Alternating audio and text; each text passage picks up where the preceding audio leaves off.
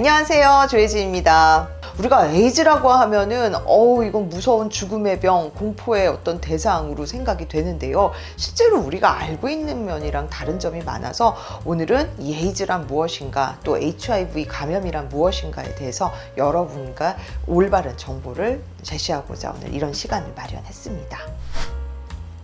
UNAIDS에서 2022년 발표한 최근 보고서에 따르면 2021년 HIV 감염인 수가 약 150만 명으로 우리가 이제 전체적인 글로벌 목표보다 무려 100만 명 이상 많이 나타난 것으로 되어 있습니다. 특히 제대로 된 진단 능도 제대로 이루어지지 않은 상태에서 다른 사람한테 전파도 가능하기 때문에 더욱더 심각한 그런 상황인데요. 그래서 과연 이 HIV 감염이 무엇인가에 대해서 여러분과 이야기를 나눠보고자 합니다.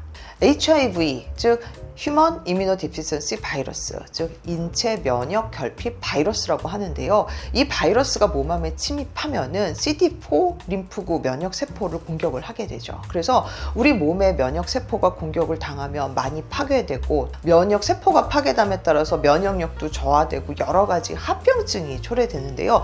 바로 이런 상태를 우리가 비로소 에이즈라고 하는 거죠. 즉 HIV나 에이즈나 같은 바이러스로 인해서 병이 생긴다는 건 동일하지만, 어떻게 보면은 HIV 감염이 일어난 다음에 면역세포가 많이 파괴되고 아주 심각한 질병에 초래한 상태를 우리가 에이즈라고 부르는 만큼 좀 에이즈는 HIV에 굉장히 진행된 그런 형태의 질병이라고 할 수 있습니다. 우리가 HIV 감염이 일어났다고 바로 증상이 나타나는 건 아니에요. 비교적 초기에는 감기와 굉장히 비슷한 증상이 나타나는데, 목 아프고 머리 아프고 열나고 관절통, 근육통 등 이런 감기 초기 증상과 같은 증상이 한 2주 정도 나타난다고 돼 있습니다.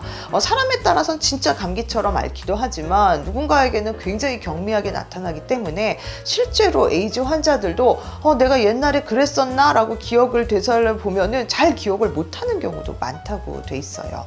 근데 이런 초기 감염 시기를 겪고 나면은 굉장히 긴 시기에 무증상 잠복기로 접어드는데요. 이 시기는 개인차가 굉장히 많이 존재하긴 하지만 일반적으로 10년 이내라고 보고돼 있습니다. 그래서 이 무려 몇 년에서 10년까지 되는 긴 기간 동안 증상이 하나도 없는, 내지는 증상이 있어도 굉장히 경미한 증상만 있기 때문에 많은 분들이 사실 모르고 그냥 진행이 되죠. 하지만 이 시기에도 면역세포는 끊임없이 파괴되고 있고요.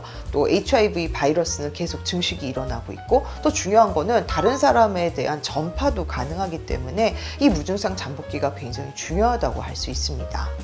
이 잠복기를 지내게 되면은 그 다음에 이제 본격적인 이제 에이즈 내지는 본격적인 증상이 나타나는데, 이 또한 사람마다 좀 다르긴 하지만 일반적으로 고열이 오른다든지 살이 빠진다든지 굉장히 심하게 무기력해진다든지 설사가 반복된다든지, 그리고 면역 체계가 망가져서 여러 가지 감염과 염증에 시달리게 되는데요. 폐렴도 많이 생기고, 또 뇌나 또 심지어 눈까지 염증이 생겨서 시야가 잘 혼탁하고 잘 안 보이기도 하고요. 또 하나는 이 진균 감염이 굉장히 많이 발생을 하게 됩니다. 그래서 본격적으로 면역이 굉장히 떨어진 에이즈 환자가 되는 거죠. 내가 에이즈가 생겼는데 어떻게 모를 수 있나요? 이렇게 물어보시는데 사실 얼마든지 모를 수 있습니다. 영화나 매스컴을 통해서 이렇게 얼룩덜룩 뭔가 붉은 반점이 생기면 에이즈다라고 알려져 있는데, 이 붉은 반점이 나타나는 케이스는 한 40%에서 48%, 즉 한 절반만이 이 붉은 반점을 경험하고요.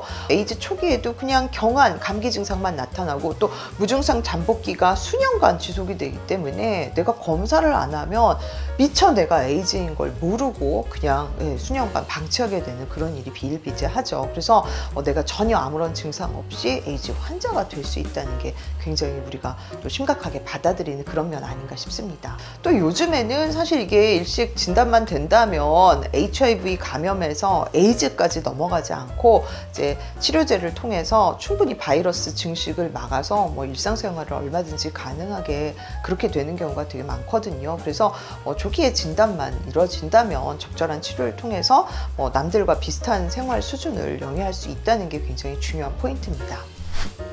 우리 에이즈는 사실 성관계가 중요한 어떤 전파 원인이라는 거 많이 알려져 있어요. 물론 이제 성관계가 중요한 전파 요인은 맞고요.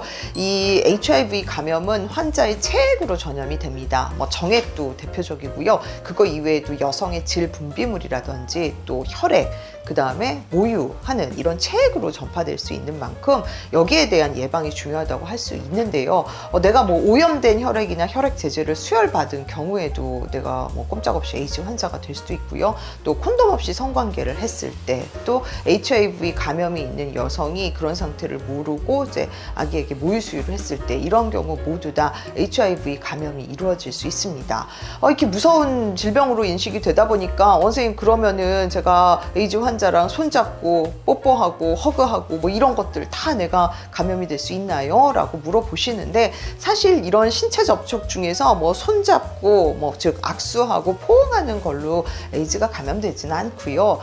그렇다면은 이제 키스는 어떤가요? 라고 하는데, 침에 물론 이 바이러스가 있을 수 있죠. 그런데 이 환자를 살펴보면은 침 1cc당 HIV 바이러스가 약 5개 정도 가지고 있다고 합니다. 그래서 키스를 하였다고 해서 이 침에 의해서 내 입속에 HIV 바이러스가 들어왔다고 해서 실제로 감염까지 가는 거는 굉장히 어려운 일이기 때문에 뭐 뽀뽀를 했다고 또 그렇게 또 걱정할 일은 아니라고 돼 있습니다.